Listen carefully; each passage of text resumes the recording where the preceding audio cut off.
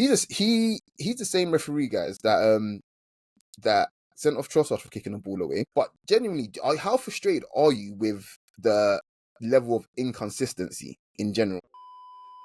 Ladies and gentlemen, welcome back to the Shirtless Plantain Show, the Arsenal edition. Got a special guest with me today, but due to technical difficulties, he's not on camera. Arsenal won, obviously, not for the lack of trying from TJMO, but I have my friend Marlon here with me today. Marlon, say what's up, man. How's it going, man? You right? Yeah, this is the no Yanks version, right? There's no Yanks on this pod today, guys, and I hope you guys enjoy it. But yeah, football originated over here, so yeah, it's only right that we've had at least one episode like this. But yeah, me and Marlon probably been following each other on Twitter for about 3 years now, maybe 2-3 years. Yeah, I think I first see you when you was claiming that you could take on Bears.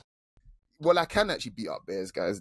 There's just no video evidence of that. But I can take on a silverback as well, man. Don't let me get into my bag, man.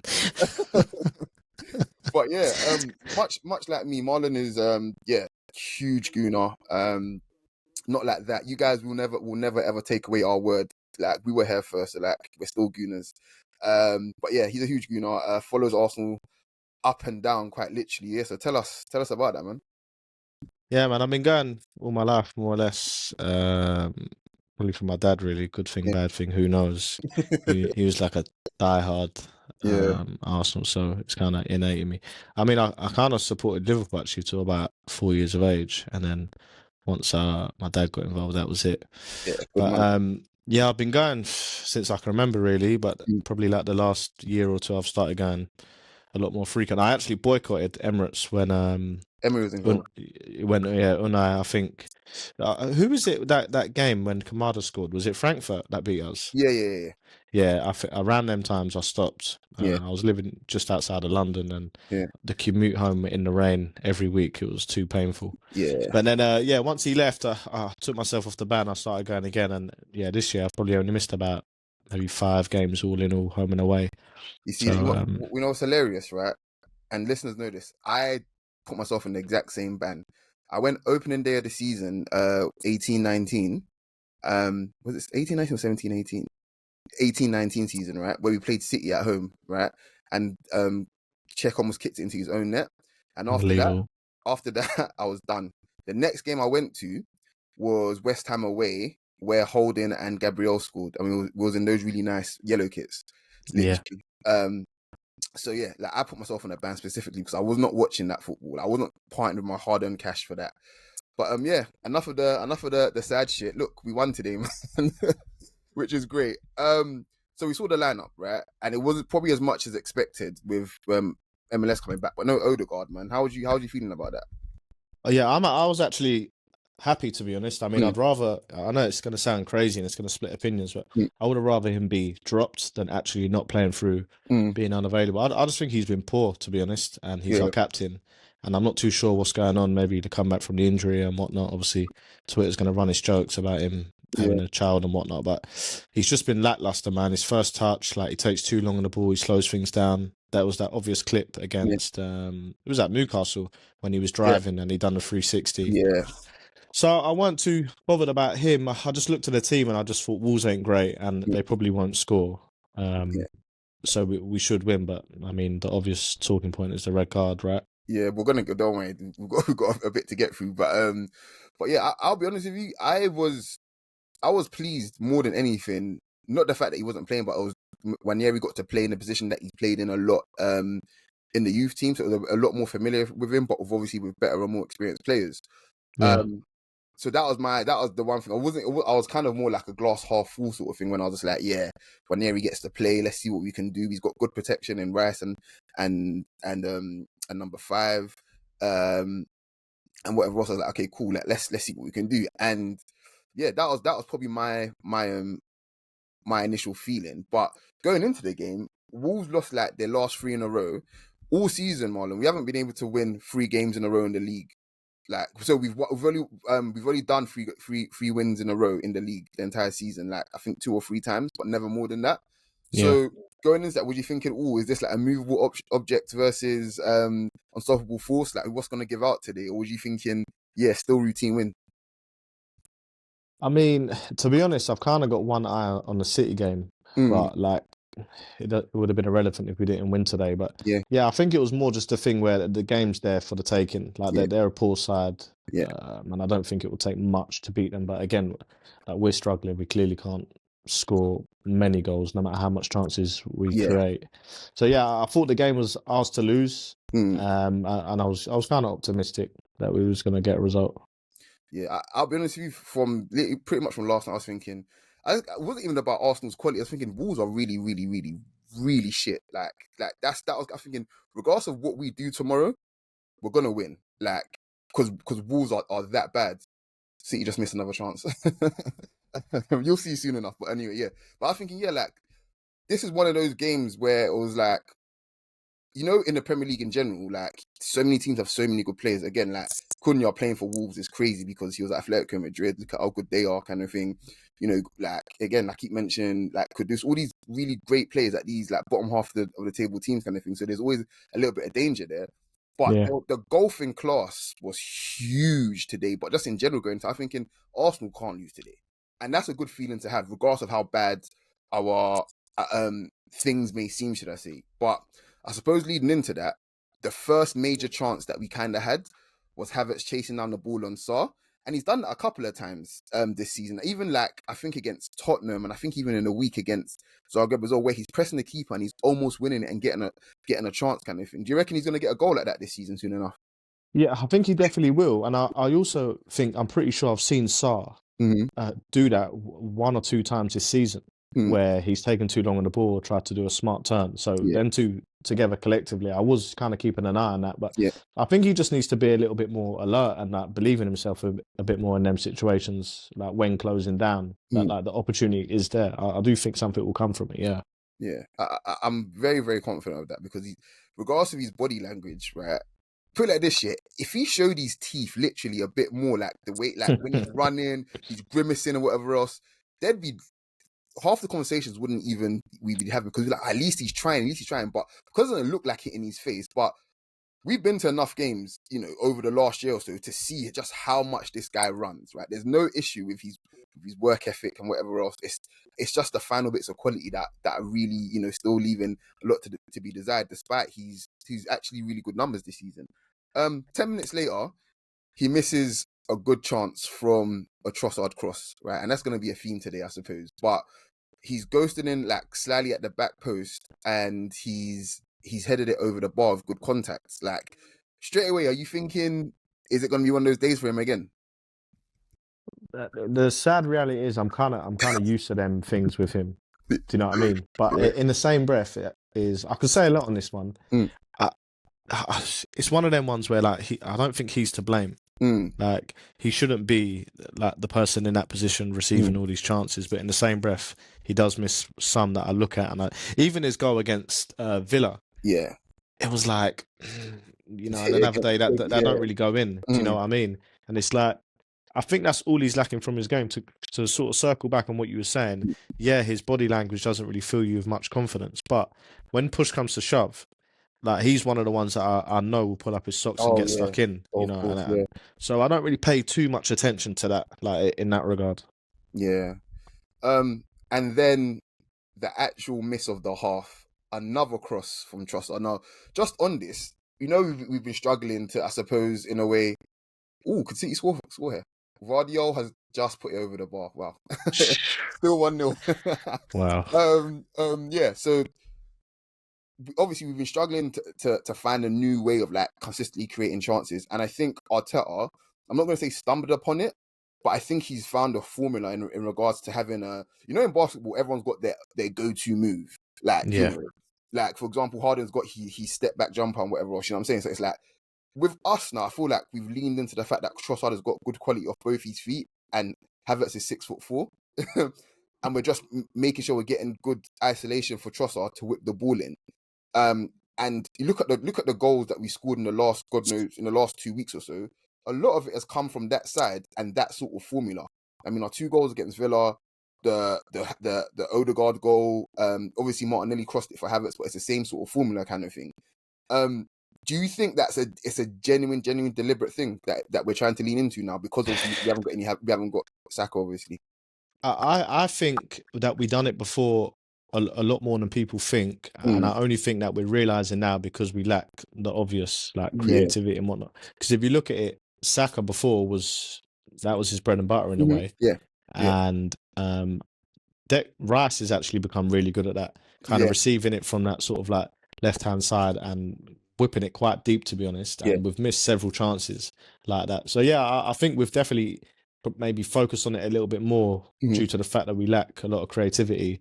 And the amount of times, I mean, I've seen whoever it is, Martinelli, Havertz at the back post and just miss some chances is ridiculous. But I mean, yeah, it's a good weapon, I think. Yeah, I think as well. It's football is a simple game, right? And I feel like as much as people call Arteta a nerd or whatever else, Arteta's sort of goal is to try to maximize and optimize what he's got, regardless of who's fit or not. And he could very much easily say, do you know what? No, I'm going to play Rice deep. I'm going to play Trossard and Ranieri ahead of him. I'm going to try and make it as intricate as possible, whatever else. And it's going to be a mess, basically. And he's just like, no, we've got big, strong centre-backs, we've got big, strong midfielders, and we've got a big 6'4" fucker up front, and we've got two reasonably tricky and quick wingers. Let's see what we can do, and let's just strip it back and go from there. And I really respect and appreciate that. While you haven't got obviously your obvious weapons, Hwang went off for not Hwang, sorry, Larson went off for Hwang. I think it was a hamstring injury. Yeah. Do you think our centre backs prefer a mobile forward over like a big strong guy? What playing? Who they'd rather play against? Yeah, I think they prefer big strong guy. Okay, because I feel Okay, do you want to elaborate a bit on that? Well, just my initial thought is that I felt like they dealt with Larson quite well up until he went off, and then my next thought was who's another big striker that they play against in it. I'm watching one now in Haaland, and I feel like they've never really had any issues with him. Like, I think there was one game where he done okay, but it was more of like the team collectively, De Bruyne and whatnot. He was playing that game, but whenever I see them play against big strikers, they normally do well. I think a striker that kind of tormented us a little bit was Tony for a couple of games, but I think they've evolved a little bit, and I think they do well with strike. Whereas I don't know, the nippy strikers that run in behind, I think that will cause us more issues. And that might just be collectively as a team, but I feel the two centre backs will deal with that a lot easier. Yeah, I think I'm just thinking back to Isak and that Carling Cup game, or should I say Carabao Cup game, sorry. And just how we backed off him, both centre backs backed off him, and they respected his quality kind of thing. And I just feel like it depends on the player kind of thing. But I feel like both our centre backs deal with all types of threats kind of thing. But I definitely feel like today the Hwang sub played into their hands perfectly, because they were just like, we're both bigger and stronger and faster than you. You can do what you like, but it's game over basically, regardless of what you do. Even with them.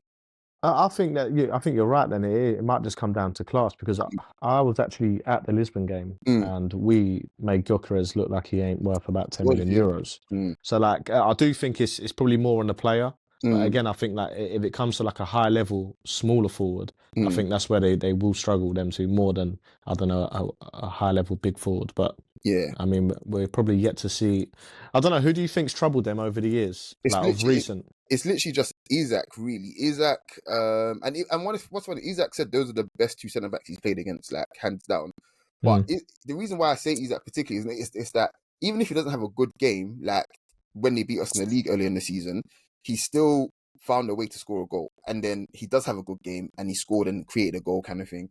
And, you know, it's not like he always has a good game against us, but he's generally the only forward that I looked at and think these guys really respect him.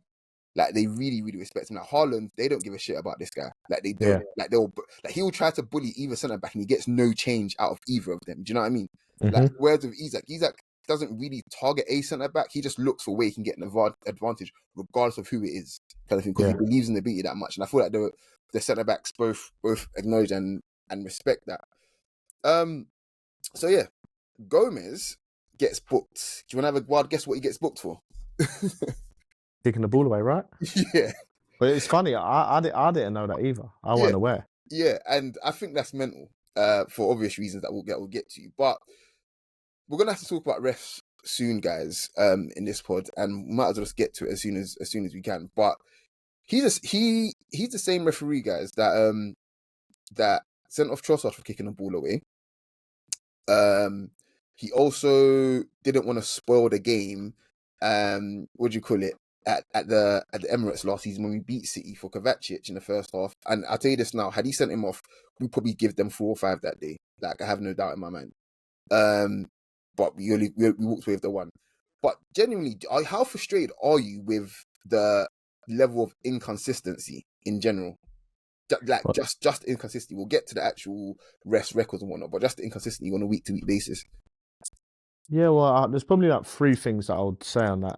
I think he's also the one that gave Martinelli 2 yellow cards for He did at that same 2 ground, different incidents. Yeah, at the same ground. So like again, that Kovacic one was insane as well. Like, and the reason then he come out after was just it made it even worse. But I think 2 things, like to speak as an Arsenal fan, especially when you go to games and you like travel and spend your money and your own time and whatnot, and games are killed through their bullshit decisions, excuse my French.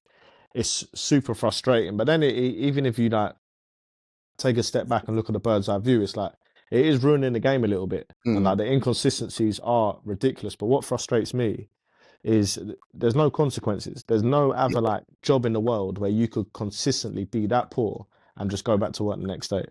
Yeah. And these are meant to be like some of the best in the world. So I as you see by some of my tweets today, I was like, I really had to take a minute because I just don't really know what to say anymore, man.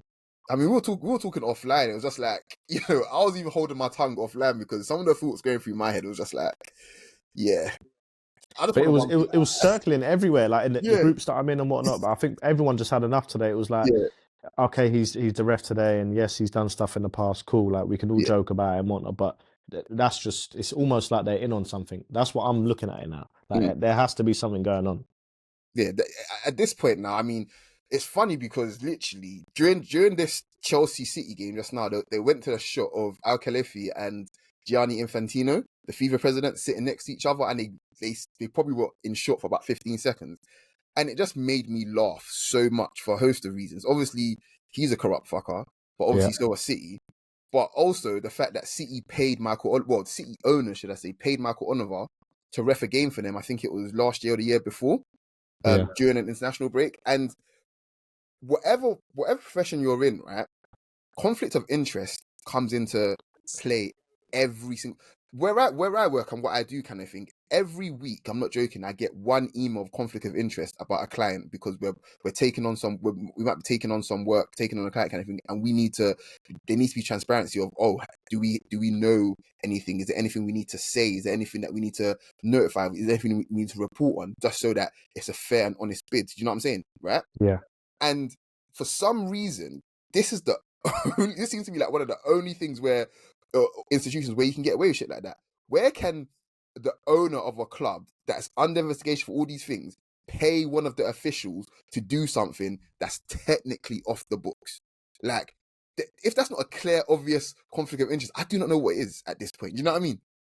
Yeah, of course, man. I just the thing that opened my eyes the most is Gary O'Neill, because obviously he had a bit of a torrid time with the refs, but he come out and he literally said that like the referees are probably making decisions, like favourable decisions, without even realising they're doing it. Yeah. And it kind of like, I'm relating it to what you're saying, like if you've been paid by someone, work with someone, pally, like in a room laughing about things.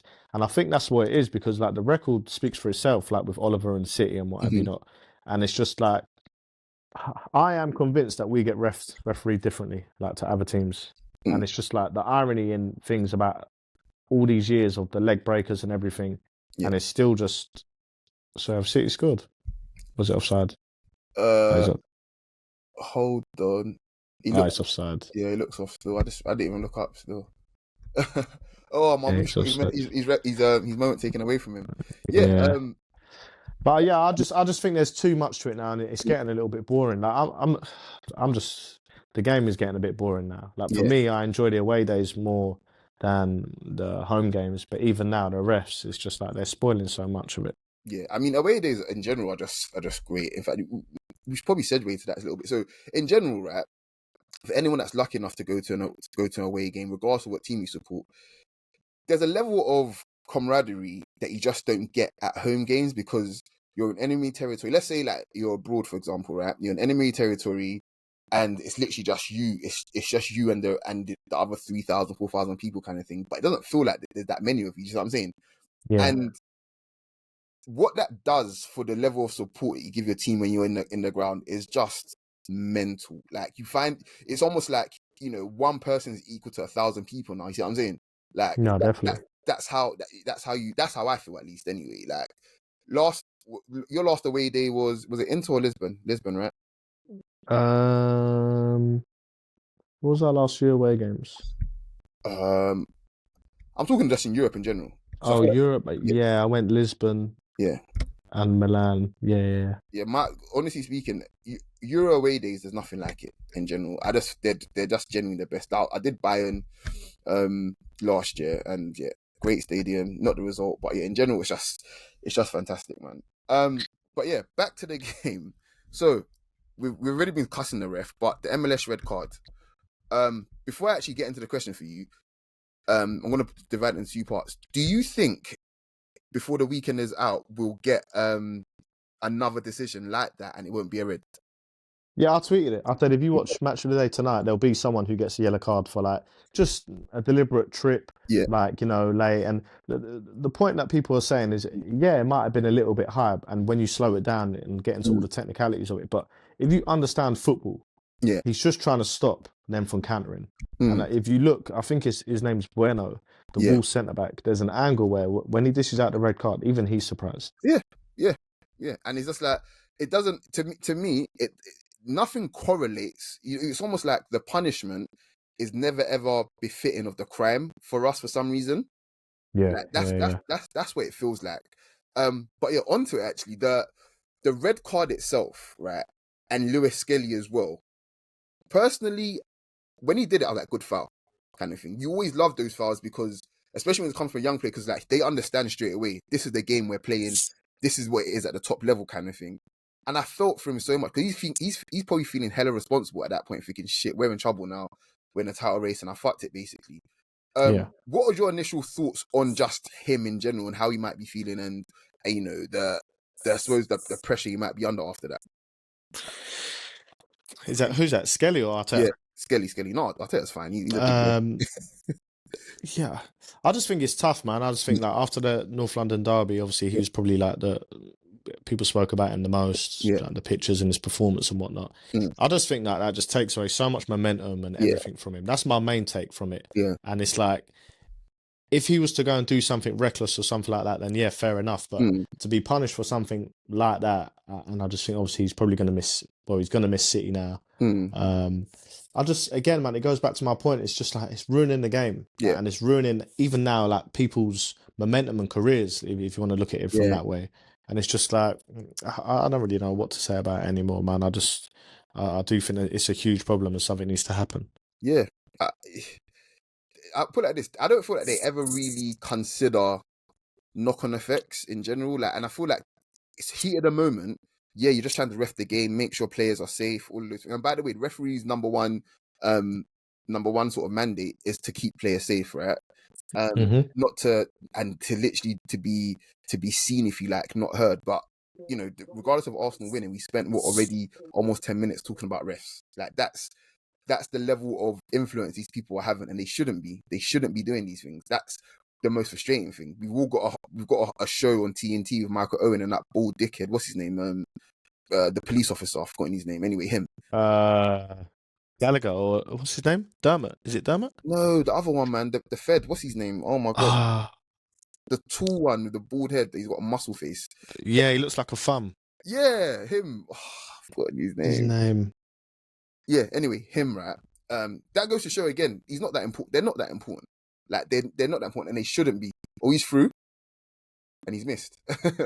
Is it Howard Webb? Is that his name? Howard Webb, that's the one. Yeah, I don't forget these names, bro. They haunt me. Yeah. You've seen the show on TNT, right? Yeah. Like, my tinfoil hat theory is they do these things to create content for that show. That's what I generally think at this point. They must do. Because what else can it be? Whatever country could you go to in Europe, right? And they have a show ran by the head of the referees or whatever, and they get some washed up ex-pro or whatever. To no disrespect to Michael Owen, he's a Ballon d'Or winner, obviously, but you get what I mean, like whatever. You know, you don't get that. You don't get. Well, this is the issue. Is like you got to be careful what you ask me because I'll just go on all day. It's like my views on this is that like Sky Sports have obviously fallen off, right? Slow Sports and whatnot. Like they're not the company they used to be, and it's like they're filling their airtime now with anything. But it's like, since when have referees become such a talking point? And I know it's going to sound a bit crazy, but like I don't really care to. And it's just like you go to Turkey and then places there, like they're literally the referees are getting battered by like the directors, the managers, the players, and it's like over here they're just like pampered. They get to make a poor decision, and then they get their colleagues and friends go on TV and talk about it, and then you got the whole David Coote scenario, and it's just like it's a mess, man. Like I ain't got the answers, and I could be miles off it, but I do think like maybe foreign refs might be the way going forward because. This whole like people like being born in this area and supporting this team and whatnot, it's just becoming a bit too much now. Yeah, I think one of the City have scored, and it was have they? Yeah. Guess who? Guess. I'm gonna say Haaland. Nope. Vardiel? Yes, the actual biggest goal thret as well. No, I see that. See that though. Apart from the obvious, that's their goal threat. I've got him in my fantasy. Yeah. But you're spot on. I'm not saying that they obviously we need to enact violence, even though some of these guys probably deserve it. There just needs to be a level of accountability here that, you know, when you make a poor decision, because I don't know, can you remind me, anyone, listeners, please, at us, comments, YouTube, all of that, can you tell me the last time a referee was demoted to the championship? Because that used to be the punishment, right? And I can't remember. Can you remember the last time a Premier League referee was demoted to the championship? Yeah, no. I remember an incident maybe about 2 years ago. I think he went down to the championship and done a game or two. There we go. I can't remember anything. 2 years. Are you going to tell me there's not a poor decision every week since then? But this is my point, though, is that like how I even think, who is it that got boot? Who was the referee that sent off Rice? It was David Coote. Was it Coote? Yeah. I don't know if it was Coote, but I remember one of the decisions that happened this year. It was horrific, and then I think about 5 games later he was reffing us again, and I just couldn't believe it. Like when he walked off at the Emirates, there was like 5-6 security around him because they knew it was that bad. Like, and it's just again, man, I just think how they get away with it, I don't know. Yeah, I think we've probably spent a bit too much time on this now, but yeah, fuck the rest. Yeah, literally. That's what I'm bored of it. I'm honestly bored of it. It's actually, but we it was Chris Kavanagh. That was it. Oh, it was Chris Kavanagh that sent off for him. It was Kavanagh, and we've had him since. Honestly, don't, bro. Oh, it was Chris Kavanagh. Yeah, he looks like a Fed, isn't it? Yeah, he's got that. Yeah, they all do. They all do. Yeah. You're right. Okay, well, on to happier stuff now. Second half started, Marlon, and you tell me what you thought, because I was really impressed. Like, I was really impressed with that. With the first 15-20 minutes of that second half, I was like, yeah, Arteta's got into these guys again, and we look serious. You know, like that's the vibe I got. What did you think? Yeah, well, obviously until their red card, I think the game plan was obviously to just try to shut up shop a little bit, and then obviously rely on chances that we create either on the counter or set pieces, free kicks, corners. But I noticed that Trossard dropped in a bit more central. Yeah. But again, it's like they're not going to create much, Wolves. So like, there's probably one of the best teams to go 1-0 to go down to 10 men against. Yeah. But yeah, I was impressed with how we done it, and I think as soon as they got the red card, I think we knew that we was going to create opportunities and score. Yeah, I mean, we was creating before then, and I think special shout out to Declan Rice, man. I put it like this: I'm more impressed with him every week, not because of his technical ability or his running power or whatever else. It's his attitude more than anything, because all those things, all those tangibles, all those things you can actually quantify. You know, the fact that he runs a lot, the fact that his passing is good, the fact that he tackles a lot, whatever else. You can see those things. Those are like, it's, you know, it's fine. That's what he said for Declan Rice, but it's all underpinned by his attitude. And to me, this might be a big call, and I'm not putting him in the same category as Vieira, but he gives me Vieira vibes in the sense that this is our actual leader in the centre of the park. He makes stuff happen. Now, he's not the prettiest, if you like, and he's not the aesthetically pleasing player, whatever else. But you can go up and down the Premier League and ask these guys who do they hate playing against the most. They're all going to say Declan Rice. Do you know what I mean? Yeah, well, I think definitely with like social media, Twitter and stuff like that, aesthetics is a big thing, especially for like the younger generation now, as to like why they love certain people. And it's probably why it took people so many years to accept how good Saka was, I think. Yeah, because he's an efficient machine, but he's not like, doing tricks out there like Neymar or Hazard, for example. But with Rice, yeah, I get the comparison, and I think it's more of a thing where I can't think of sorry, it's the buzzer. I can't think of a player over recent years since Vieira who's gone up and down the field like he has, who contributes with goals, assists, and defense as much as he does. Yeah. Can you try and think of one? So the closest one I was going to say, but he's a bit more attacking, is Ramsey. But Ramsey wasn't really as good as defense, even though he was quite good defensively, especially in the 12-13 season. I think he was fantastic, and that helped him push on to be a bit more of an attacking threat in his best season of his career, kind of thing. But yeah, it's genuinely just Rice, and that's what £100 million looks like, guys. Like, genuinely, when I feel like it's a bit of a blessing and a curse in the sense that the price tag means that when we spend that kind of money, we almost have to compare them to Rice. Say, look, are we going to get that same level of performance, regardless of position? Are we going to get that level? Because this is what it looks like. Like, genuinely, regardless of what you feel about him as a player, whatever else, £100 million should get you that. Do you get what I mean? I agree, man. I love Rice, and I think even before he arrived, I was confident that he was going to do well. But I just think sometimes with like debates or things like that, you just have to wait, and time normally like reveals most things. And I just think if you look at now how teams have spent money and what 100 million gets you, it's not guaranteed anything. And I think we would pay that again and again and again, like if we could. And I think he's obviously his age and his experience. And what I think is important though is like the mentality. Like he wants to constantly improve, and he's an honest footballer. Do you know what I mean? He's not scared to put the work in and admit that he's not good at certain things. And I think that that rubs off on other players in the team, and I think that's what Arteta loves. Yeah, and the fact that they ask him all the time, what's his, what do you call it, like, who is like his best friend in the squad? He's like, oh, I don't really have anyone. It's, I'm good friends with everyone. That says a lot, believe it or not. Like, that says a lot, because you've got the English core there. You got White, you got Saka, you got obviously the young boys. You got MLS and Ranieri. Who else is there? I think that's it. But like the fact that players tend to normally stick with who they've got like something in common with. But the fact that he buzzes around to everyone lets you know how infectious his personality is. You see what I'm saying? And that comes off on the pitch.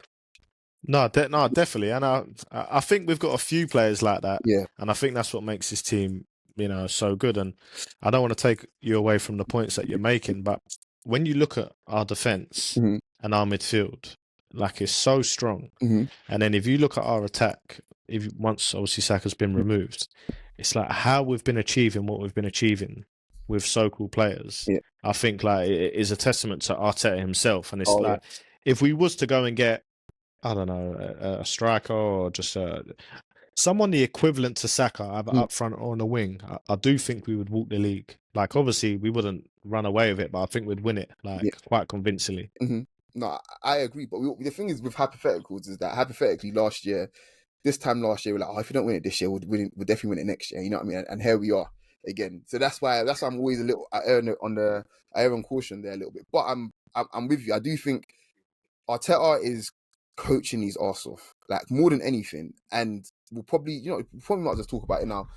What do you make of his comments in the press conferences about the, what do you call it, the transfer window, and the fact that, to my count, and someone correct me if I'm wrong, I think in the last 2 weeks he's mentioned 5 times that he wants players, he's looking for players, blah blah blah, we're working on something. He says it, he doesn't shy away from it. And in stark comparison, you look at Arsene Wenger and how we would talk about things in the transfer window. Can you see where I'm going with this? Like, what do you make of this? Yeah, you know what? I try not to like go too deep into it, because ultimately we know nothing. Do you know what I mean? But I just think even if you circle back to like Edu leaving and transfers and stuff like that, it's like no one really knows what's going on behind closed doors. Do you know what I mean? But what I do know is that it's clear to see now, especially with the injuries and the sales in the summer that, we're short up top and we lack quality. So I think he's just putting it out there really to put pressure on the board to basically go and sign him like whoever he wants, whether it be now or in the summer. I do think we're going to go and get, and I do think we're going to get an out-and-out striker, but then I'm just concerned about what's going to happen with Havertz if we do. Yeah, I'll be honest with you. I'm very much of the position that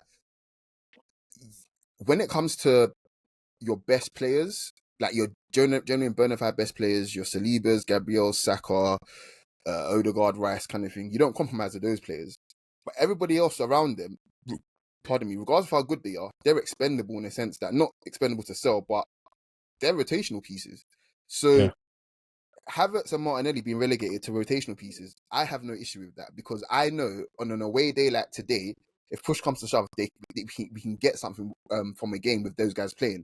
Now imagine, hypothetically, guys, don't worry, I'm not going to go too crazy, but imagine hypothetically, we got City next week, right? Which we do, but then we rested, for example, Nico Williams and Isak today to give them a full week of rest ahead of City last week. Do you know how much better and how much more appreciated Martinelli and Havertz would be today for today's game? You see what I'm saying? No, 100%. And that's where I'm at with it. So I'm not too precious and I'm not too attached to certain players only because I know that there's scope for us to improve there, and even with our best players as well, kind of thing. I'm not saying that these guys are completely untouchable, even though I think we've got generally some of the best players in the world in certain positions. Like, we just have to accept that football has changed so much now where, like, for example, okay, years back, you knew what you was getting with Rotord and Kanu. These were the guys that will come in, that will get you big goals. They might get 10, 11 goals a season kind of thing. And they were fine with that kind of thing. But your Henrys and your Lundbergs and your Perez, these are the guys that are hitting 20 plus kind of thing. Those are your big hitters kind of thing. But those guys will come in and they will do a fantastic job. And I feel like that's the level we need to get back to in terms of relegating Havertz and Martinelli and maybe one or two others. Now, I'm not saying these are not good players. They're obviously good players, but even Trossard as well kind of thing. But that's where I feel like the true value of these players' quality, we'll see and we'll appreciate them a lot more. No, why I said Havertz is just more of a thing where he's obviously very egotistical in it, Arteta. I think we can agree on that. But he's obviously brought him in for like big money and huge wages. And I just feel like there's a hint of arrogance with him, like wanting to, I don't know, maybe push him more to like to a rotational player. That's my thing behind that. I agree with what you're saying. And if you look at some of the best teams, City, they would week in, week out, in big games, they will, or even throughout the season, they just have players that will just pop up for 5-6 games and will go on runs and produce. And I think we don't have enough of that within our squad to go and win a league and go on a run in the Champions League. But the thing is, we've got that in defence 100%. And we've got a bit of that in midfield, but up top, it's just no, it's just up top that I'm talking about. I think defensively, I'm not going to include Tomiyasu because he's obviously on holiday all the time. Like we have between Timber, who can obviously play anywhere, which is ridiculous, and I think he needs to get a little bit more credit, man. Like the ACL injury, and he's come back and he's played more or less every single game at right back, centre back, left back. Like the guy's just a machine. And obviously White, who was running to the ground, he's playing through injury. He's obviously, when he comes back, Gabriel Saliba and now Skelly. I think we've got more than enough there, and the midfield more than enough. But it's just the attack. I just think we're missing one, game changer. Someone who's even near Saka's level, and that could be up top or on the left, either or. And then I think we'll be all right. But just at the moment, I just think it's not enough. Yeah, no, I'm with you on that. Gomez should be booked for kicking the ball away again, and he isn't. But he eventually gets sent off. And I'm of the opinion that Arsenal generally don't really. Whenever Arsenal get a player sent off, refs tend to not want to even the games up. Like they always tend to be card shy after they give one red. But I just had a feeling today. I had a feeling today we'd win anyway. I said it in my group chats, and I think I said it on my Blue Sky account as well. But yeah, we did get the game evened up kind of thing. But it wasn't a straight red. And again, we'll have to talk about the rest again. But what the hell was that? If that's not a straight red, what is that?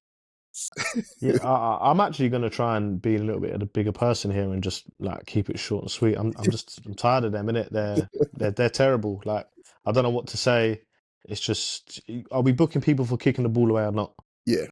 You know, last week I think I might have even tweeted they've stopped booking people for kicking the ball away. Mm-hmm. It's like you can't double down and make an example of something for like 5-6 weeks and then just stop. It's like it's either the rules or it's not. Mm-hmm. And I think that's where a lot of the frustration, especially from Arsenal fans, come from, because like it's just week after week, isn't it? The Pedro penalty, and then the week before where he's like flung his elbow out. It's like, come on, man, where's the consistency? Yeah. I think we skipped over it, but Nwaneri went off, right? Yeah. And I felt bad for him, kind of thing. But it is what it is. But we didn't look any worse. And Calafiori came on for him, and he got the goal. He's a really good player, and I just feel like in the final third, I'm not saying he's like Vardio, but he could potentially be like our Vardio in that regard, where like he's our extra attacker. We tried it a little bit at Crystal Palace, where I don't know if you remember the opening goal for Jesus was Gabriel Magalhaes obviously posting up someone and letting him score. Like, do you see like an evolution there of Calafiori potentially being that extra guy? Yeah, well, I call him a little bit of a wild card. Is he 22? He's 21 or 22. He's not older. He's not older than 22. No, yeah, he might have just turned 22. I'm not too sure, but I think because of maybe just how he looks and how he plays, people think he's a little bit older than he is, but he's still very young and very raw. But yeah, again, it's that I think we don't have enough of that, like wild card sort of game winners. And the game against City was a prime example where like we hit them with two, but one of them was just like a moment of magic. And I do think where Arteta's like everything we do is so structured. Were you in the toilet for the? Oh, don't, man, don't. Honestly, don't. What happened is you had a bit too much to drink, right, at the bar. No, I don't even really drink like that much anymore. I was sober as a judge, and I've gone to the toilet, and I'm obviously just thinking, this is it, because it was 1-0 at the time, right? Yeah, and I'm just thinking, I've drove up here. We're not going to produce, whatnot. And I've heard the goal go in, and I'm literally mid-piss. But where it's like kind of, I was in the second tier, so I've gone like down a little bit. It sounds like loud, because where I am, I'm in the away thing, and I'll just think, it's City. And some guy has walked in with no teeth. He don't know what day it is. I don't even know how he must have been lost. And I said, is it 2-0? And he's gone to me, yeah, Haaland.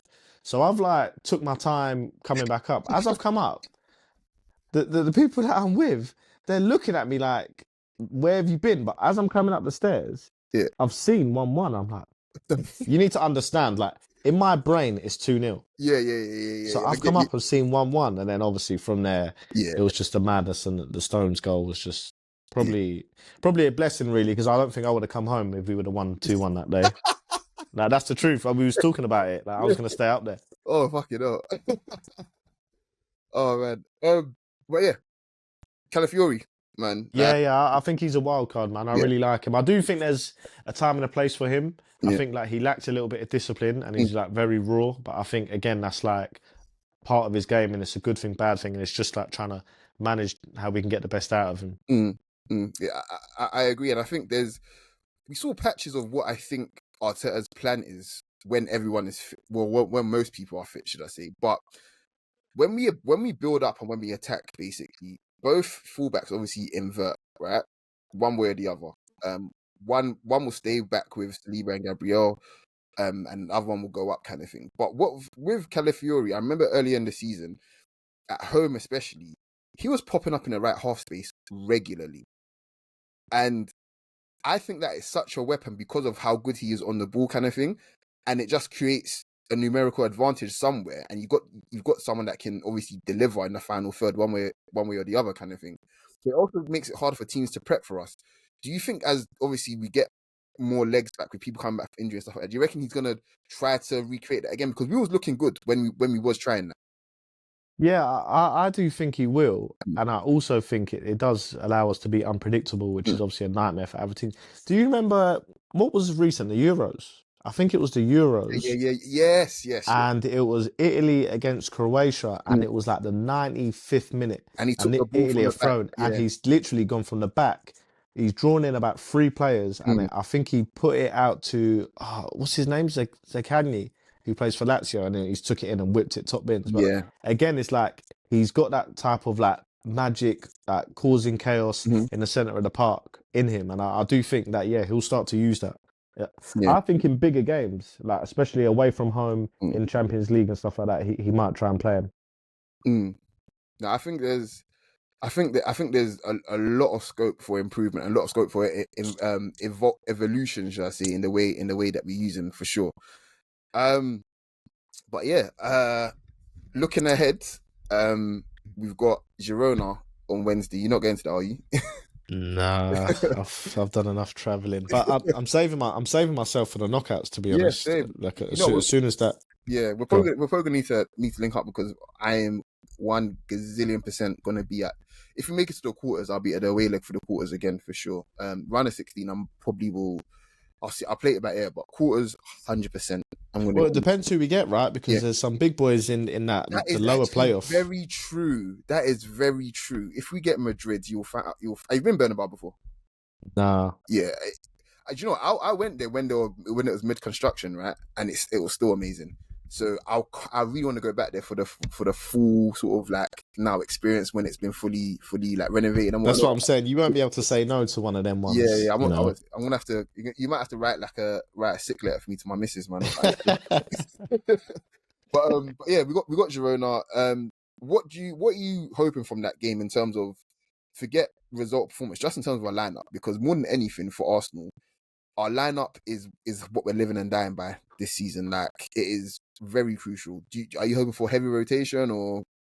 I'm hoping, but my hope doesn't align with what I think is going to happen. He's a maniac, isn't he? And I think he'll probably want to get people regimented and ready for the weekend, and he'll probably play something similar and just like maybe give certain players 60, 65 minutes. But yeah, ideally, I would like to see rotation and people rested, because we're through, right? Mathematically.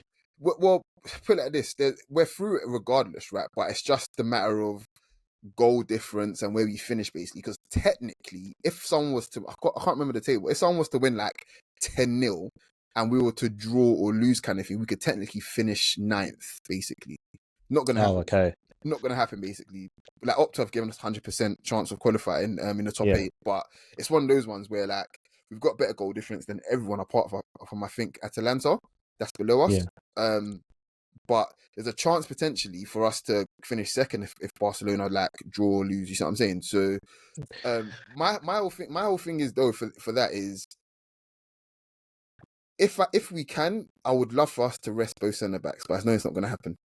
Yeah, but I'd love for us to rest both centre backs for sure, and get some decent rest for Rice. Whether we give him a half or at either side, whether we start him or bring him off the bench, kind of thing.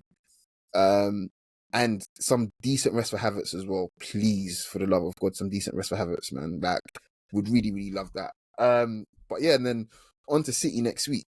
I'm gonna have to hold you to this, but just straight answer, yes or no. Are we beating them next week?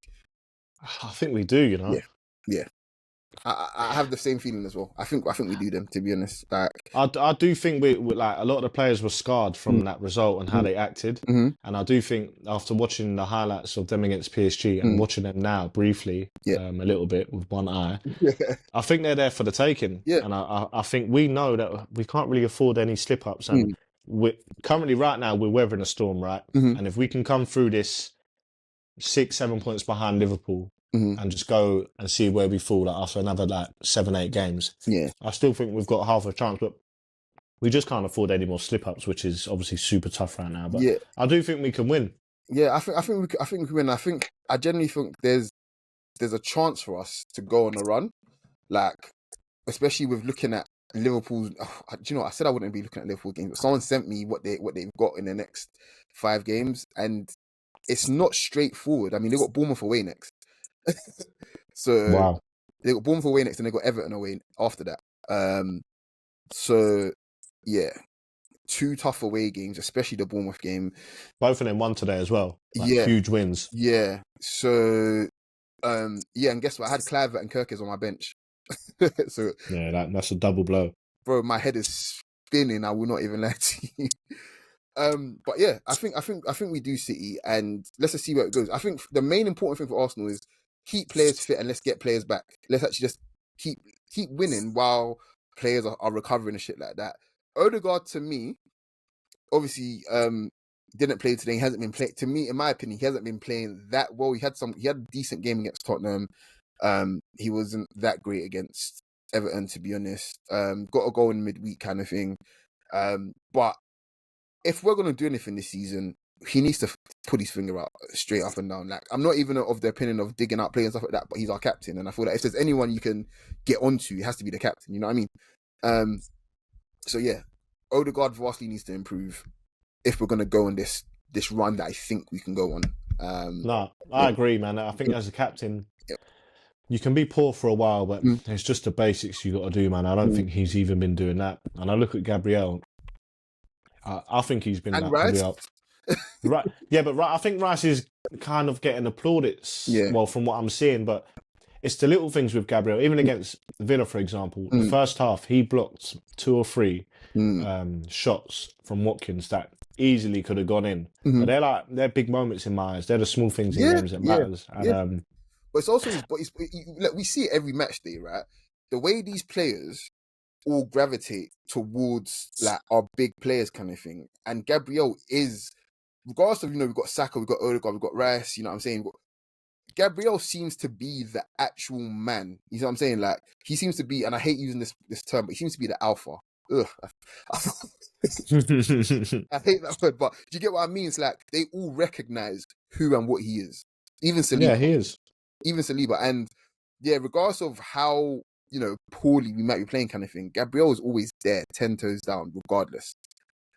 Yeah. So yeah, no, you're spot on. To me, he's the one, and yeah, I'm gonna put him down for a cheeky goal next week as well. I think as well. Yeah, I actually fancied him to score like over the last couple of games, and obviously he scored against United. Scored against Villa as well. Yeah. Was it Villa or was it Tottenham? Sorry. Well, yeah, but I don't think he got credit. Did he? To be honest, he should do. Like, he did all the hard work. Yeah. So. Yeah. But yeah, I just think even from like a defensive standpoint and a leadership standpoint, and then like he's probably our biggest threat over the last couple of weeks, which is crazy to say, but we start singing his song whenever we get a corner. So that just speaks. I mean, you hear the away fans, even at away games, right? I remember specifically at West Ham and at Crystal Palace. The way the stadium goes silent when we get set pieces is incredible. They were shaking in their boots, West Ham. It's absolutely mental, man. Oh man, Marlon, this has been great. Where can we find you? Yeah, I don't know. Is there a way I can send it to you and you can just add it in the... No, I mean, where can we find you on social media? I mean, just I don't even know my handle. On Twitter. Hold on, I'll find it for you. Yeah, find it and just add it. But I'm there, man. Just passionate and angry as per usual. But it's Marley_D13. That's the one. I've had it for a while now. Yeah. So guys, check him out, follow him and whatnot, kind of thing, for all your good Arsenal. I apologize in advance. Yeah, but he's got good away day banner as well, guys. So you follow him up. And one more thing before we go, actually, on the Champions League edition, guys, I made a fatal error and a lie about something. Right now, Kel, who is SPS HR, she gifted me a scarf, and I thought it was a Dynamo Zagreb scarf, and it wasn't. It was a Bay Area Guna scarf, right? And I don't have it to hand right now, but I'll probably take a picture and just post it or something like that. And it's a really nice scarf. Now, I was really tired on Wednesday, really, really tired. So all of the writing, it looked Croatian to me at that time. It was like almost pretty much past midnight at this point. So yeah, forgive me, guys. She didn't give me a Nazi scarf. It was a Bay Area Guna scarf. Just what you're up to, yeah? Not even. But yeah, I've been Coach Marlon. You want to tell the people peace? Yes, man. Thanks for joining. Thanks for having me. Yeah. All right, take care, guys. Peace. Wicked, man. Cheers. Hey, folks, this is Dan from the Shirtless Plantain Show. Don't forget to subscribe, comment, and follow us on all our socials. You can see them right beneath our recordings in every video. Thanks again, and see you on the next one.